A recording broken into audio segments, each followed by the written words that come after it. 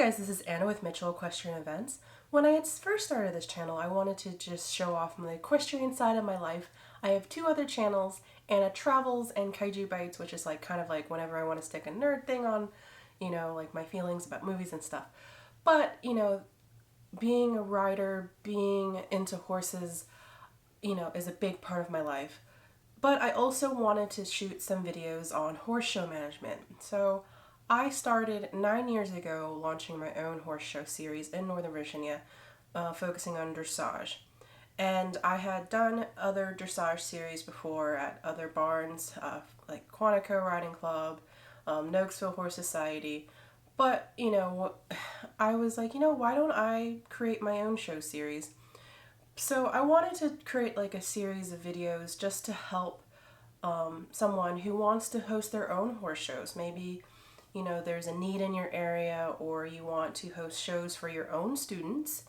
And so I just wanted to go start a series. So I wasn't sure what topic that I should pick, but then I got an email asking me for my 2022 dates. And I was like, you know what? Perfect topic. So there are several factors. I'm going to go over 4 that I consider when I'm picking my show dates for the year. So for your barn, it might be based on your own schedule. I mean, you have to be there to host the shows or have, or your volunteers, your core people that are going to host the shows. You have to make sure that they can also participate and be part of the shows. Now, I have had situations where I set a show date and something happened, and I have been able to get friends, great friends, to fill in the position. I actually might have to go out on travel for work next year, so I have a backup plan just in case. But for me, I'm one lady show, so I have to pick dates that benefit my schedule. Describe your perfect date. It's a tough one. I'd have to say April 25th, because it's not too hot, not too cold. All you need is a light jacket. Weather. So depending on where you live, you might have to factor in weather. So if you get 8 feet of snow between December and March, it might not be beneficial for you to host a January show. I host shows pretty much all year round. In Virginia, we have pretty good weather. In the summer, it's humid and hot, and actually a lot of schooling level shows don't host in July or August. I'm not that smart yet, so, you have to just kind of pick the right date. And then on the flip side, if you have other weather factors, if you get monsoons and stuff, let's look at the weather trends in your area. So another thing to consider when you're scheduling is other schooling shows in your area. So for me, generally, I don't really pay attention to any schooling shows that are more than an hour away from me. Just because that most people, when they show, usually in our area, especially since we have so many great schooling shows, generally people have a good choice, so they don't go beyond an hour and a half to show. So I primarily, Homestead Farm is a farm that's local to us. They email me and I let them know my dates, because it's beneficial for the both of us to not have our shows on the same dates. They can get the entries that they need, because there are some people that come to my shows that go to their shows and vice versa.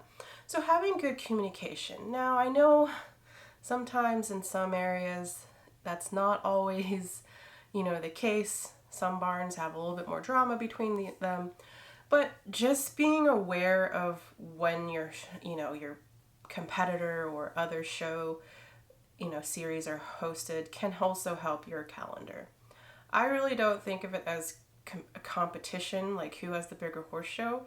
But since I do want to maximize my profit, I do want to avoid local shows. And another thing to factor in is we have a thing called, Virginia Dressage Association, the Northern Virginia chapter, also has something they call partner shows.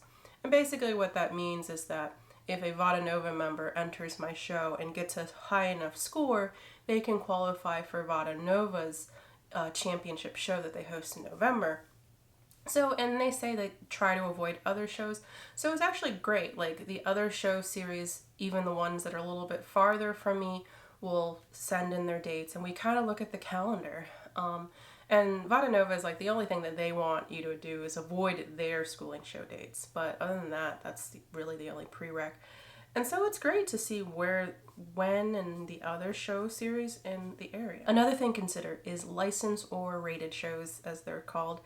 And, you know, most of the people that go to my shows don't really go to rated shows, like, but I probably say 25% do go to licensed shows, or they'll come to my shows as kind of a prep to another licensed show.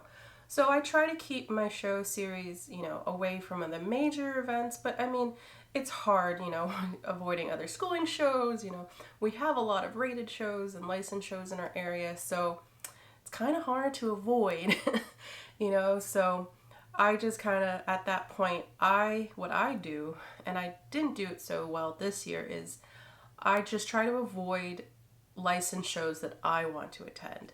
And so, because we do have such a good selection of licensed shows in our area, that I can be picky, but I can also pick dates that aren't conflicting with the show that I want to go to. So I hope that was helpful. I wanted just to put this video out there just to help, you know, others, you know, future shows, if you're thinking about it. You know, at the end of the day, it really has to benefit your farm. And, you know, some farms do shows as profit, you know, to either fundraise for the farm, you know, not just, you know, having fun. I have fun with my shows. Maybe not when it's like 100 degrees and like 100% humidity. Those days are awful. But at the end of the day, I do have a lot of fun with these shows.